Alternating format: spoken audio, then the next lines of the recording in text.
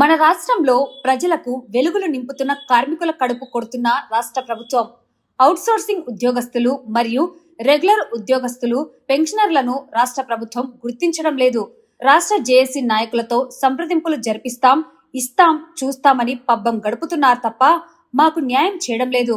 రాష్ట్ర ప్రభుత్వంతో ఎన్ని చర్చలు జరిపినా మాకు న్యాయం జరగడం లేదు. అందుకే ఈ రోజు రోడ్డెక్కి నిరసన చేయాల్సిన అవసరం వచ్చింది. 600 నుంచి 800 మంది దాకా నిరసనలో పాల్గొన్నారు. అందరి ఇళ్లలో కాంతి నింపుతున్నాం గాని విద్యుత్ శాఖలో పనిచేసే మా ఇంట్లో కాంతులు ఎప్పుడు నింపుతారని వారు ఆవేదన వ్యక్తం చేస్తున్నారు. ఇక మీదటైనా రాష్ట్ర ప్రభుత్వం మా సేవలను గుర్తించి మా డిమాండ్లు ఏవైతే ఉన్నాయో వాటిని సత్వరమే పరిష్కరించాలని రాష్ట్ర ప్రభుత్వానికి విజ్ఞప్తి చేస్తున్నామని ఉమ్మడి జిల్లాల కన్వీనర్ రామలింగారెడ్డి తెలిపారు. కాబట్టి ఖచ్చితంగా 30 ఏళ్ల సర్వీస్ చేసి వారు ఏ విధి నిర్వర్తించకుండా కుటుంబాన్ని తన రక్తాన్ని ధారపోసి పనిచేసిన కార్మికులకు రిటైర్ రోడ్డున పడి బతకాల్సిన పరిస్థితి ఏర్పడుతుంది. మన రాష్ట్రంలో ఎంతో మందికి వెలుగునిస్తున్న విద్యుత్ ఉద్యోగులు అంటే అవుట్సోర్సింగ్ ఎంప్లాయీస్ అయితేనేమి, రెగ్యులర్ ఎంప్లాయీస్ అయితేనేమి, పెన్షనర్స్ అయితేనేమి, ఈ ముగ్గురు దాదాపుగా 75,000 నుంచి 80,000 మంది కార్మికులు, ఉద్యోగులు, అధికారులు ఉన్నారు. దీంట్లో ఇంతమంది 24/7 కష్టపడి పనిచేస్తూ దాదాపుగా 2.5 సంవత్సరాల నుంచి 2.5 సంవత్సరాలు పైబడి మా రాష్ట్ర జేఏసీ నాయకత్వం విద్యుత్ ఉద్యోగుల సమస్యలను మా మేనేజ్మెంట్ దృష్టికి తీసుకుపోతానే ఉంది. అంటే లాస్ట్ ఇయర్ 2023 సంవత్సరం ఆగస్టు నెల మాకు 2022 పిఆర్సీ సంబంధించి ఒక అగ్రిమెంట్ అయింది.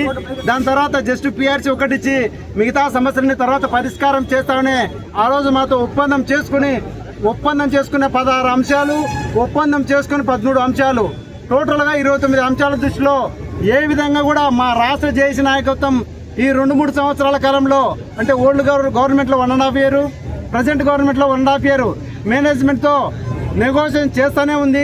ఎన్ని నెగోషియేషన్ చేసినా ఇస్తాం, చూస్తాం, చేస్తాం, ఇస్తాం, చూస్తాం, చేస్తామనే చందంగా దాదాపుగా 24 నుంచి 30 నెలల కాలాల పాటు ఈ విధంగా టైం దాటవేస్తూనే వస్తూ ఉన్నారు.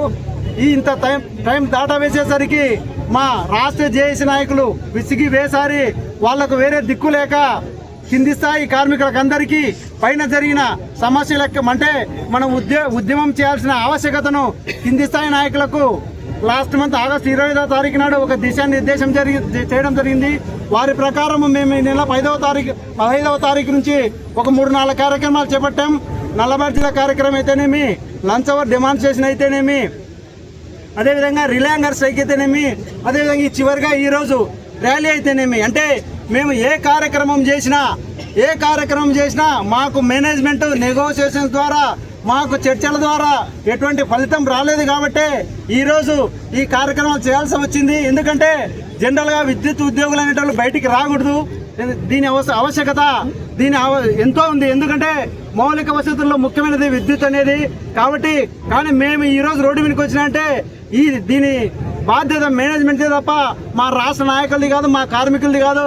కాబట్టి ఇప్పటికైనా మించిపోయింది ఏం లేదు. మా రాష్ట్ర జేఏసీ నాయకత్వం మాకు ఈరోజు వరకు ఒక కార్యక్రమం ఇచ్చింది. తర్వాత ఈ సమస్యలన్నింటినీ మా మేనేజ్మెంట్కు రాష్ట్ర జేఏసీ వారు ఆల్రెడీ ఇచ్చారు. కానీ మేము కూడా మన కలెక్టర్ అనేవారు కలెక్టర్ అండ్ డిస్ట్రిక్ట్ మెజిస్ట్రేట్ మన రాష్ట్ర ప్రభుత్వంలో మనకు డైరెక్ట్గా పరిపాలనలో ఒక భాగం కాబట్టి మా ఈ కోరికలను మన కలెక్టర్ గారి ద్వారా రాష్ట్ర ప్రభుత్వానికి కూడా పోతుందనే ఉద్దేశంతో ఈ ర్యాలీ చేస్తూ దాదాపు 600-700 మందితో మేము ఇక్కడ మా విద్యుత్ ఉద్యోగులంతా ఈరోజు ర్యాలీతో వచ్చారు.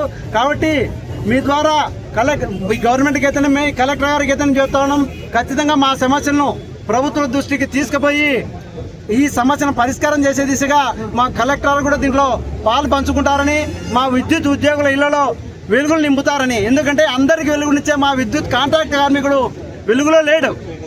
వాళ్ళకి ఇచ్చే అరకొర జీతాలతో ఇంతవరకు వాళ్ళకైతే 2022 పిఆర్సీ సంబంధించి అరియర్స్ ఇస్తామని చెప్పి అరియర్స్ ఊసేలేదు.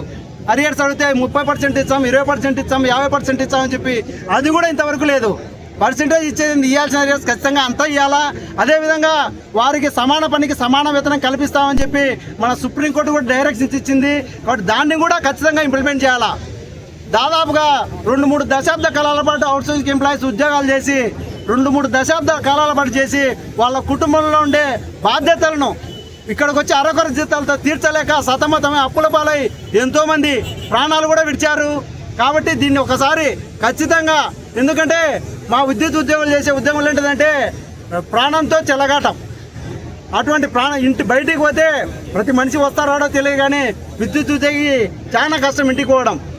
ఎప్పుడు ఏమవుతుందో తెలియదు. అటువంటి విద్యుత్ సంస్థలో పనిచేస్తున్న మా విద్యుత్ కార్మికులకు అయితేనేమి, కాంట్రాక్ట్ ఎంప్లాయీస్కి అయితేనేమి, రిటైర్డ్ అయిన పెన్షన్స్కి అయితేనేమి ఖచ్చితంగా కూడా మా ఈ డిమాండ్లలో మినిమం ఖచ్చితంగా అందరికి అవసరమైన డిమాండ్లే మా రాష్ట్ర జేఏసీ నాయకత్వం పెట్టింది.